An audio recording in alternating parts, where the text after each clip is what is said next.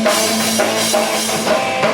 and gentlemen, put your hands together for the next governor of Washington State.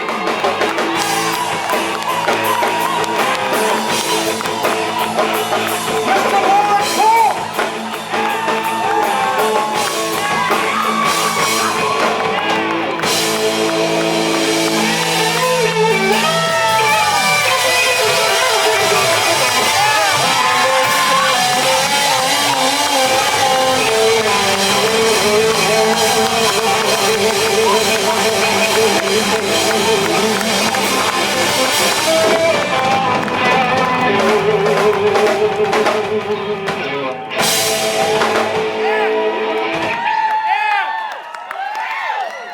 Amazing! How we doing today, Washington State?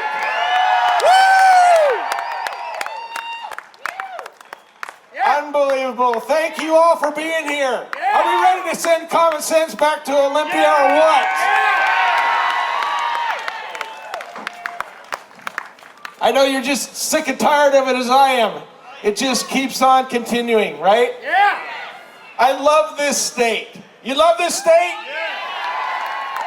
I don't love what it's become, but we can fix it come November and kick Jay Inslee's butt out of the Olympia, right? We're gonna do it. Absolutely gonna do it. How many people have been to a Culp campaign rally? All right, a lot of new people. I love to see that. Awesome. So let me introduce myself to you. I am Loren Culp. I was born and raised in Washington State. Yes. Welcome back to the I grew up in Chimacum, Washington. Has anybody ever heard of Chimacum? My dad was a deputy sheriff of the Jefferson County Sheriff's Office over by Port Townsend. I grew up on a small family farm, went to school in Chimacum until my freshman year of high school. My parents moved us to Republic, Washington. Has anybody been in Republic before? More and more people. That's awesome. It's a beautiful small mountain town over in the northeastern corner of Washington, founded on gold mining and timber. And I went to high school there, met my high school sweetheart, Barb. We've been married for 43 years this year. She deserves all the credit for that. I don't know how she's put up with me for 43 years. But she has. We have 2 grown sons and 7 grandkids that live in this state. Right down by Olympia. So at the age of 19, I joined the United States Army. Any veterans or active duty? Yes. Give them a hand. Thank you for your service.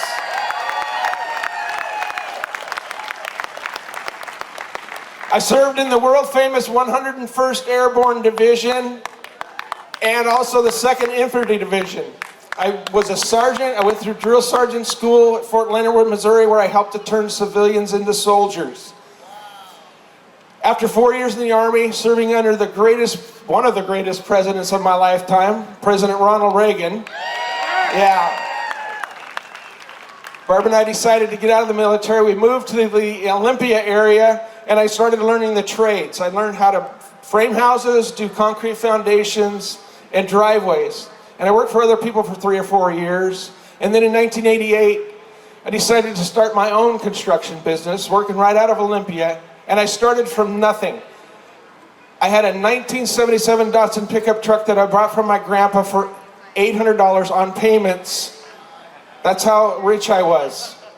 I had 1 employee, but I was free. I was realizing my lifelong dream, right, of running my own business. I was not working for anybody else, realizing my American dream. And I ran that business for over 20 years out of Olympia. I started with 1 employee in that little truck, and I built it up to where I had multiple employees, multiple vehicles doing jobs all around Puget Sound. And I ran that for over 20 years. And when I was a kid, my childhood dream was to be a police officer. And at the age of 49, a job opening came open in the city of Republic, place where I went to high school, where I met Barb, where she grew up her whole life. And I decided to realize my childhood dream and become a police officer. I applied for the job, I got accepted. I went through the police academy at the age of 49, with a class about half my age, and a lot of them called me Grandpa. It's true. But I made it through, became a police officer, sold my business to my youngest son, who still runs it to this day down in the Olympia area, raising my grandkids on it. I've been a patrol officer, I've been the sergeant for the force, I've been a canine handler, I've been a narcotics detective for over 3 years, and I'm currently the chief of police in Republic and have been for the last 4 years.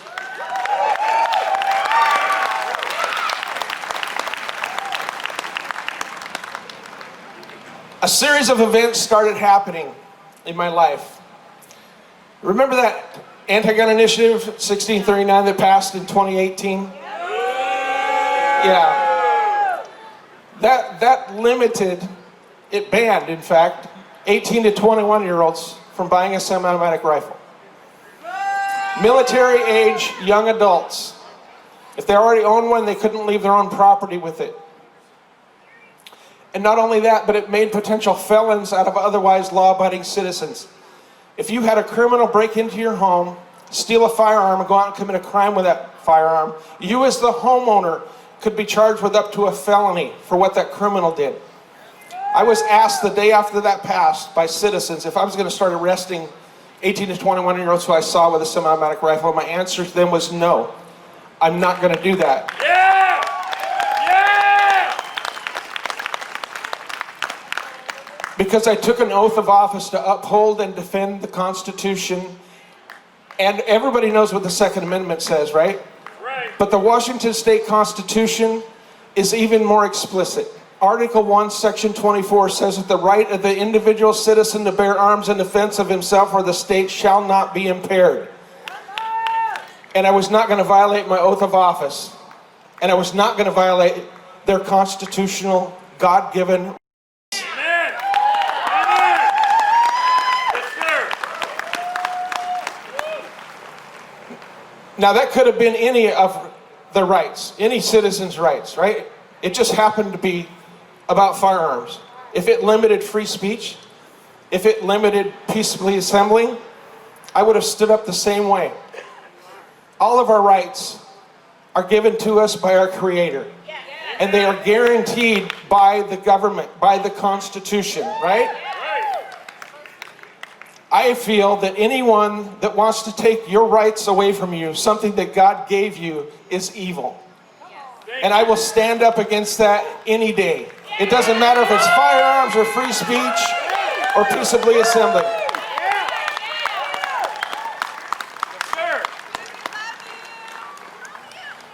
That led me to being on the national news.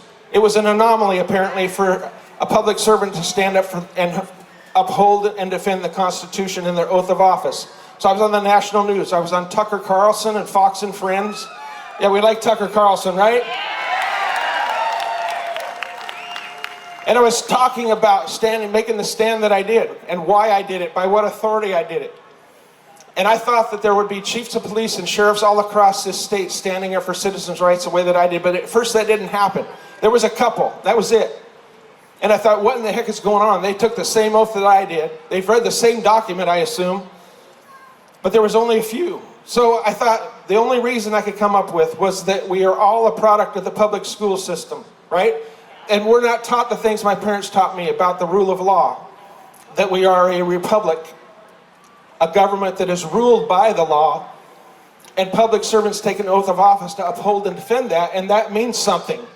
That's a promise. And so in the month of December 2018, 2 years ago, I wrote a book called Loren Culp. And it was published on President's Day of 2019, and it went to #1 on Amazon in multiple categories. It was a #1 best-selling book on the Hot 100 New Books list for weeks. And I talk about in that book about our rights, about our responsibilities, about the duty of public servants to stand up for citizens' rights. Because in the Washington State Constitution, Article 1, Section 1, says that the power is inherent in the people and government is there to protect citizens' rights. How cool is that, right? When the founders of Washington State got together and said, hey, let's form Washington State, Well, let's write up the rule book. That's the first thing they wrote. The power is inherent in the people, and government's there to protect citizens' rights. Amazing. Woo! And so that book going to #1 led me to being invited around Washington State to speak at Republican Party Lincoln Day dinners and sportsman shows about our rights, about everything that I wrote in the book, everything I've been talking about. And so every weekend I was traveling around this state talking to citizens groups about what we needed to do to stand up for our rights. And that led to people coming to these events, hearing me speak, read American Cop, and people started asking me to run for governor. And as it went into the summer of 2019, more and more people were coming out to hear me speak, and more people were asking me the same thing. You know, run for governor. We have to get rid of Jay Inslee. We need somebody to stand up for our rights. And so in July, I took that seriously. Talked to Barb about our 7 grandkids, our 2 sons that live here. And I didn't see anybody that was running or anybody on the horizon that I could trust to stand up for rights like I did back in 2018. And so I jumped in with both feet and threw my hat in the ring as a candidate for governor.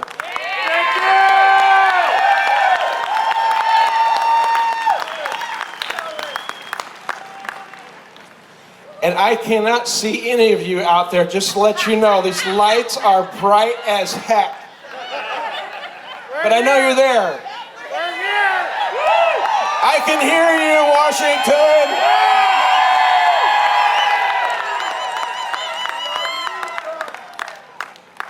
So when I had an announcement speech in the City Park of Republic,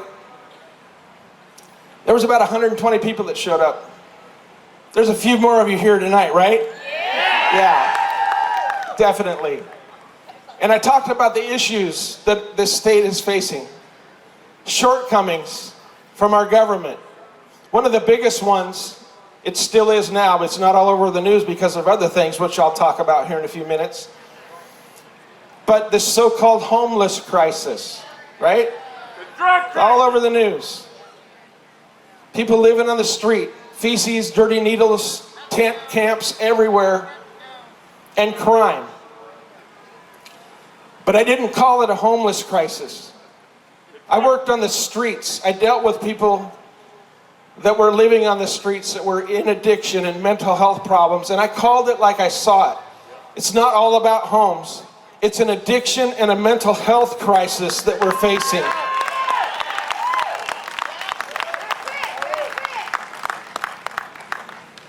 When I was a narcotics detective, we had a zero tolerance policy. If you have residue of heroin in a baggie, that's a felony in this state. We would arrest them, they would go to jail, they would see a judge, and the judge would give them a choice. They can go to treatment or they can go to prison. And most of them chose treatment. And a funny thing started happening. People would get their head clear, they'd get off the drugs, they'd get a job, they'd get their kids back, and they'd come back and thank me for saving their life. But you can go to places like King County and the police will not arrest you for having 7 or 8 grams of heroin on you, which is a lot of heroin. They won't arrest you because the prosecutors won't prosecute. The left says that it's not compassionate to put an addict in jail. Exactly the opposite is true. It takes tough love. It takes a boot in the butt, right? To get these people need help. You cannot just wake up one day and say, I'm not going to do heroin anymore. It doesn't work like that. It takes tough love. And them ignoring this problem is why we have this big influx of people living on the street. Policies like that attract people from all over this country to come here where they can continue to use. But they're stuck in this cycle of addiction. It's going to take tough love to get them out of it. And I will bring that to this state.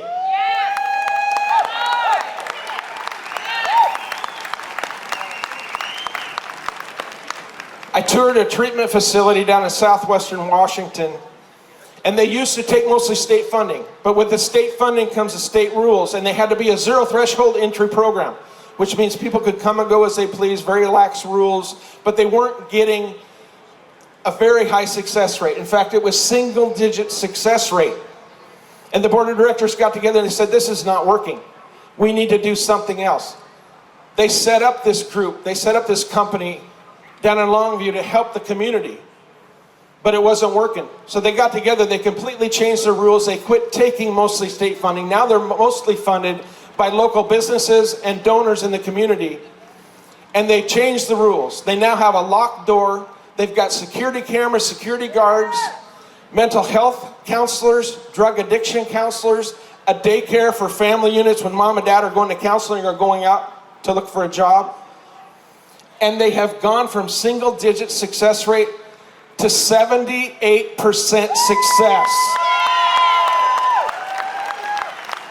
I want to bring that model all across Washington state so we can quit wasting taxpayer dollars on programs that are not working. Are you with me? Right now, the state spends millions and millions of taxpayer dollars supposedly fighting this problem. But if we don't focus on the core issue, it's not going to get fixed. And I believe in fixing things instead of wasting taxpayer money.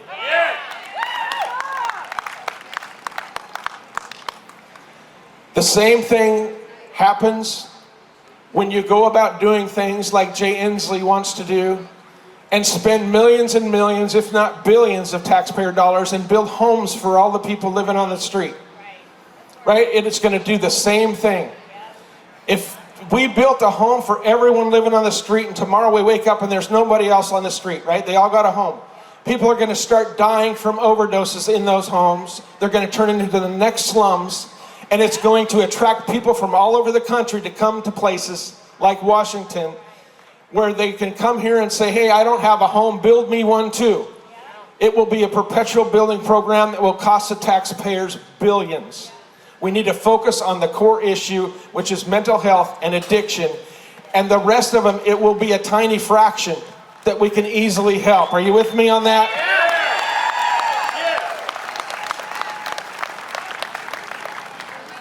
We have to come back from this disastrous policy that's been going on. We cannot keep these people stuck in this cycle of addiction and keep wasting billions of taxpayer dollars. We pay far too much in taxes as it is, right? And they keep going up. The state budget has doubled in Jay Inslee's term. We used to spend about $30 billion per budget cycle, and now it's almost $60 billion. That's not money that the state makes a product and sells, makes a profit. That's money that comes right out of our pockets, right out of our businesses to fund the state government. And I don't know about you, but increasing the budget from 30 billion to 60 billion, are our roads any better? No! Are the services we get from the government any better? No! No. It's absolutely ridiculous. At the end of every fiscal year, all of the departments have money left over, right? If anybody's worked for the government, you know what I'm talking about. Yeah. When there's money left over at the end of the fiscal year, the department heads go on a spending spree. They want to spend all that money so that they get that on the next budget cycle plus an increase, right? Yeah. They just spend it. They buy things we don't need. They buy things that we don't want. But they want to get that money spent, otherwise they don't get it in the next budget cycle. And we need to go to a zero-based budget where every department head has to justify what they need the money for ahead of time.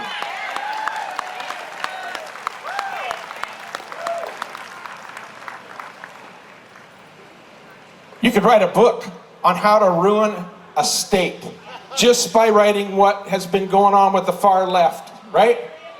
For 35 years, we've had Democrat control of this state government. And here we are in 2020 with Jay Inslee at the helm. And I think he's asleep at the switch. He didn't even know that riots were going on in Seattle, for crying out loud.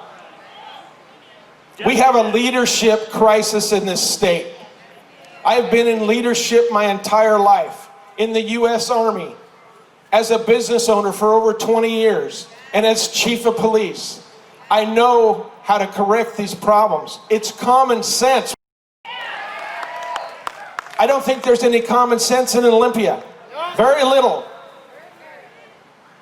It's sad. I love this state. I grew up in this state. We can fix what's going on in this state. It just takes someone who has actually built something from nothing. Jay Inslee went to college, became a lawyer, and then he's been in politics his entire life. He's never struggled. He's never been a small business owner. He doesn't know what business owners are going through in this state. This is not a business-friendly state. It is not a family-friendly state. Look at that sex ed bill that he signed into law. That's disgusting. Absolutely disgusting. It will be on the ballot in November. We need to get rid of that, yeah?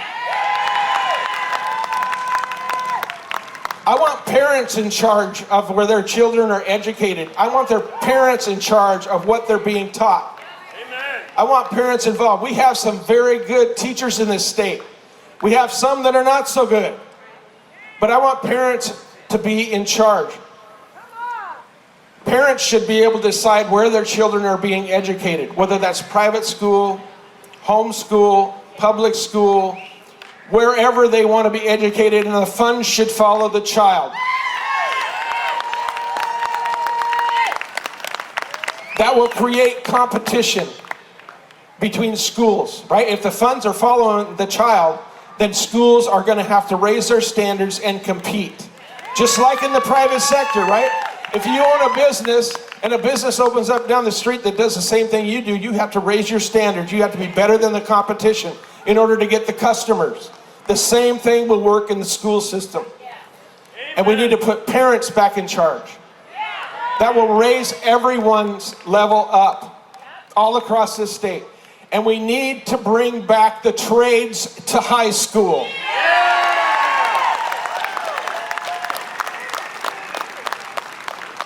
The trades are screaming for employees. There's job openings all across the state. Good paying wages, family wages. If we bring the trades back to high school, that gives students a leg up, young people a leg up, right? Not everybody wants to go to college. Not everybody wants to take on that huge debt. Not everybody needs to go to college. You know, I'm not anti-college. You know, we need doctors. We need scientists. We need a couple lawyers. Just joking, don't sue me. But there are good paying jobs, and we can give young people a leg up by bringing those trades back to high school. They can walk right out of high school with some experience and go into a good paying job, right? There's nothing wrong with a dirty job. Right. Right. Absolutely right. It's just common sense. I don't know how else to say it. Say it again. Common sense, right? You guys are absolutely awesome. Look at all of you. You know, this shows that we care, right? We're sick and tired of this state being ruined.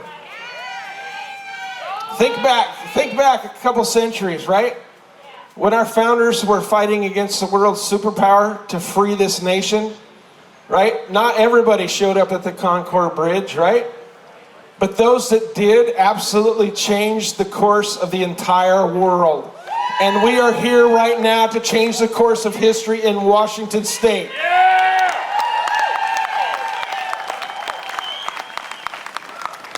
I've got 3 rules for any bill that comes across my desk as your next governor. Number 1, is it constitutional? Right? The legislature wants a bill passed into law.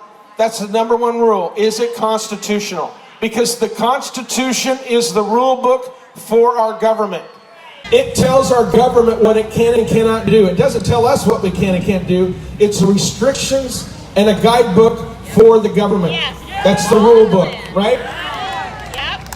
And when we have our government staying within the confines of that Constitution and following that rule book, then everyone is protected equally. It doesn't matter the color of your skin. It doesn't matter your sex. It doesn't matter your age, your education, or your income. Everyone is protected equally.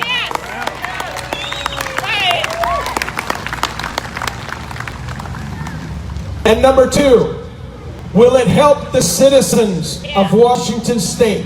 Not special interest groups, not friends of the governor, the citizens of Washington State.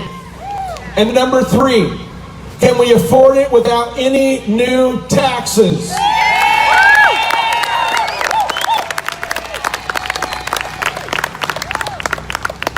Thank you. You're welcome. It's just common sense. Common sense. How does anybody like the way that COVID has been handled by our state?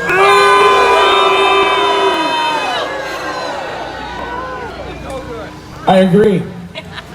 So Jay Inslee, this virus came around, Jay Inslee decided that he's going to pick winners and losers. He's going to decide which businesses can open, which ones have to close. Based on what? Because the virus knows which buildings it could go into and which it can't go into? Is that ridiculous? If you owned a marijuana store or an abortion clinic or a big box store, Jay Inslee said you could stay open. But if you owned a gun store or a church or a mom and pop cafe or a barbershop or salon, Jay Inslee said you had to close. Does that make sense to anyone? So he's picking winners and losers. Based on what? Money. So this isn't the first virus that we've had, right? And it's not going to be the last. Bird flu, swine flu, Ebola, AIDS, right? They come and they go. But when we have a governor that's not following the rule book and respecting citizens' rights, then we have a governor who is making arbitrary decisions from one week to the next, and nobody knows what's coming down the road. Right? Vote him out.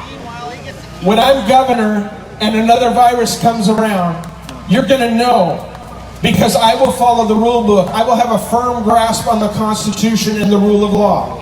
Right? Article 1, Section 1, the power is inherent in the people, and government is there to protect citizens' rights. Article 1, Section 7, no citizen shall be disturbed in their private affairs.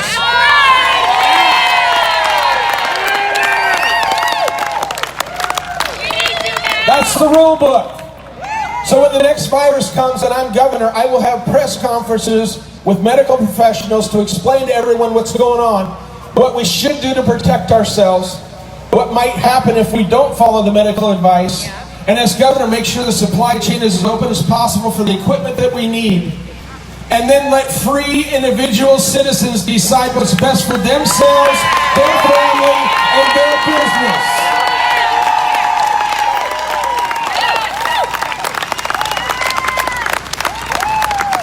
You can't tell me that a barbershop that cuts one person's hair can't be safe just like a big box store. You can't tell me that. That doesn't make any sense.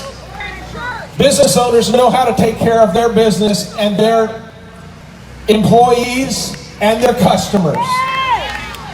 No one cares about our health more than we do, right? Yeah. Jay Inslee says he cares about our health. That's why he's done all of this.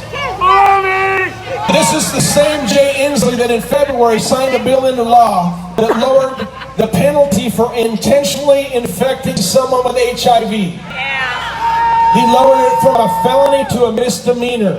I'm not talking about accidentally infecting someone with HIV. You intended to infect them with HIV, and he lowered the penalty from a felony to a misdemeanor. And now he's telling us he cares about our health. Yeah, right. Nope. Take your position as governor. I think the word hypocrite comes to mind.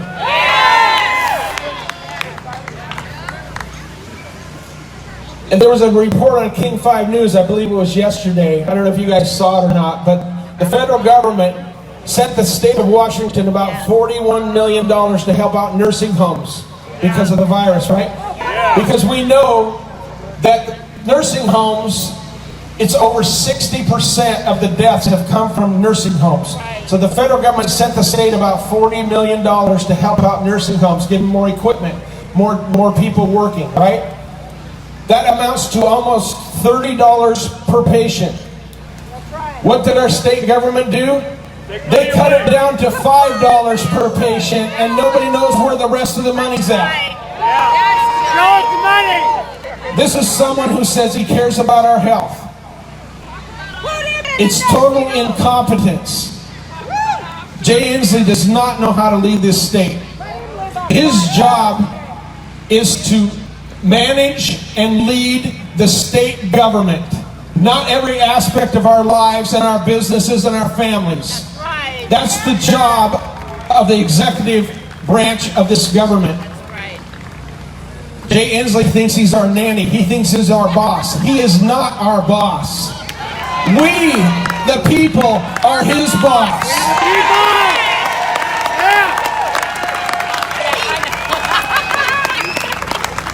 And he's going to find that out in November, right?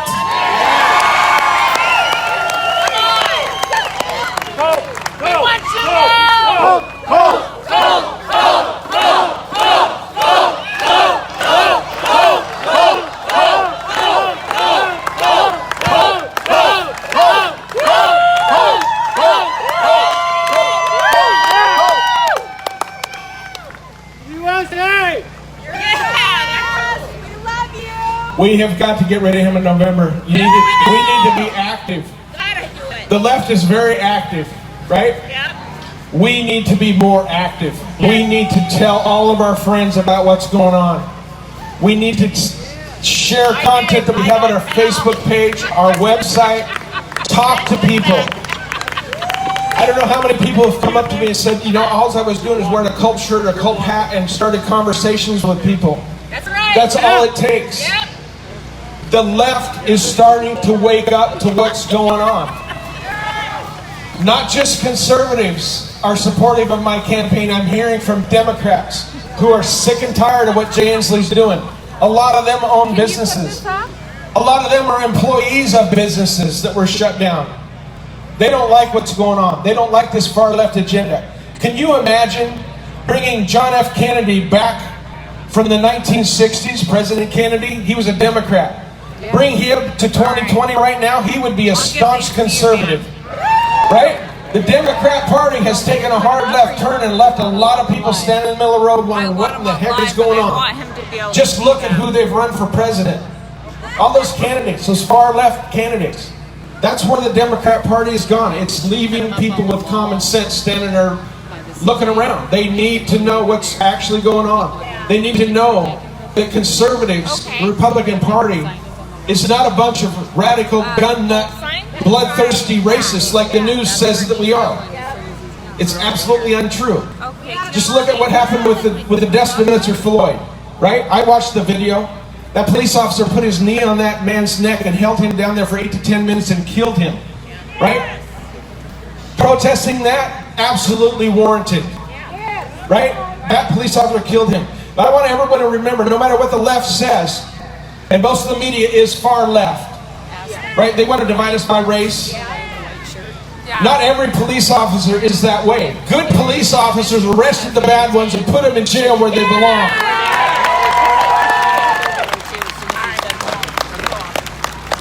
But the left wants to divide us. They want to divide us by sex. They want to divide us by race, divide us by age. That's not America. You know, let me tell you a real quick story. When I was in the U.S. Army, I was stationed overseas in Korea for a year. I didn't see my wife or my 2 little kids for 367 or 8 days, just over a year. This was back when we didn't have the internet. I had 1 phone call a month, and the way I stayed in contact was actually with a piece of paper and a pencil and an envelope, right? But I was stationed over there serving my country, and we participated in something that was called Team Spirit. Yes, sir. Yes. Anybody served in a Team Spirit in Korea? Awesome. That's where all of the forces of South Korea and the United States, all the branches, get together on a military exercise all across South Korea. And we train together. And I was in the Army, so we got to drive around in trucks and jeeps, not fancy airplanes or boats, right? So we traveled in convoys all around South Korea. And in the countryside, it's dirt roads and little villages dot the landscape. So we would be driving through in these convoys, the backs of the trucks full of American soldiers, and come across these little villages, and all of the people, when they heard the convoys coming, they would run up to the edge of the road.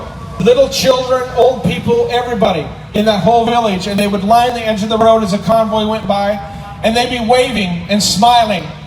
One hand up in the air waving at all the GIs, and in the other hand, they would have tiny American flags waving. Right. Those people did not care what color we were. They didn't care what sex we were. They didn't care what our rank was or where we lived. They just knew in their heart and their mind that we were Americans, and we were there protecting them, that we had saved their country from the communist North Koreans. That's all that mattered to them. And we need to get back to that. We need to remember that we are all American citizens, and we stand for something that's recognized all around this world as being the greatest nation in the history of this world. We need to get back to that.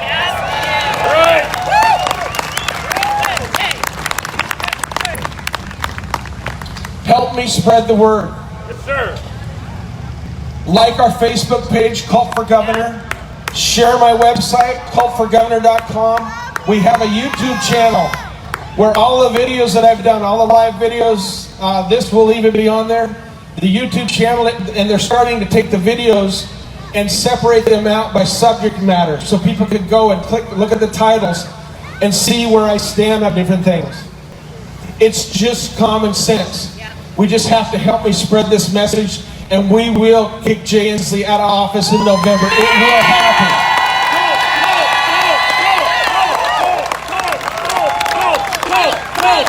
I want to thank you all very much.